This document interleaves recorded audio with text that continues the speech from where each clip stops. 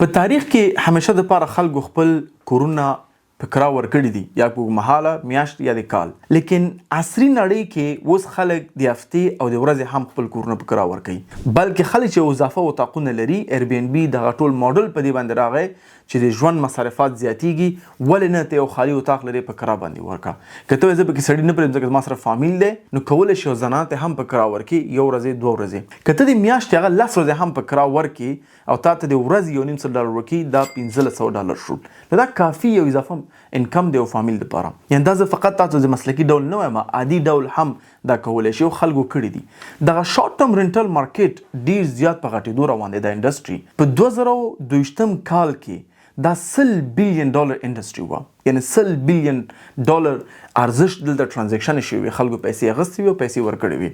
بلکې یو ریسرچ وایي چې په 2023 کال کې به دا اصل کې $228.9 بلین دا انډسټري به بره کېږي او دا تقریبا 10% زیاتوالی دی او زه په دې مطمئن دا به نور هم زیاتیږي، ځکه خلک اوس راضي دي چې وړوکي محل دپاره کورونه یا ځایونه په کرا باندې واخلي او هوټلونه هغه ټول شرایط نه برابري او مصارفات هم ډیر زیاتیږي.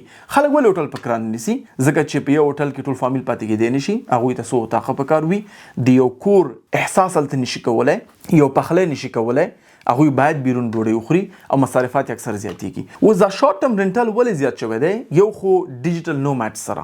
ډیجیټل نوماډز هغه ته وایي چې کوم کسان په یو ځای کې دفتر نه لري، په مختلف ځایونو کې هغوی کارونه کوي، یو میاشت دلته دي، یو میاشت بل ځای کې دي. دا دنیا وړوکی کلی غوندې جوړ شوی دی، خلکو میټینګونه وي، نو هغوی نه غواړي همیشه د هوټل نه هوټل ته لاړ شي، دوی غواړي چې د کور احساس وکړي، یو چا سره میټینګ وکړي، وی غواړي یو اتاق ورته نه وي، یو دهلیز وي، یو تلویزیون وي، هغه احساس وکړي دوی خپل په کور کې دي، یو پخلی وکړي، یو چای ځان جوړ کړي، خپل کالي بیرته پاک کړي، بیرته وچ کړي. نو دوی ځکه اوس ډېر خلک شارټ ټرم رینټل ته روان دي. دلایل څه دي؟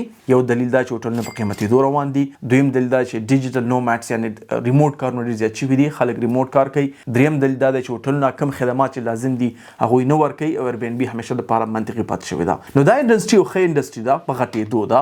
نو زما په نظر باندې باید پکې دخالت واخلي، یا که یو اتاق لري. خو زما دا کورس او دا بحث په دې دی چې ته یو مسلکي ډول په دې بزنس کې برخه واخلي تر څو پر یو ښه حلال رزق لاس سره وړي او هم چې نن ډېر وخت په حساب کې نه مصرفېږي، ځکه ټول شیان یې اټومیټ کې شوي دي او اټومیټ کېدی شي.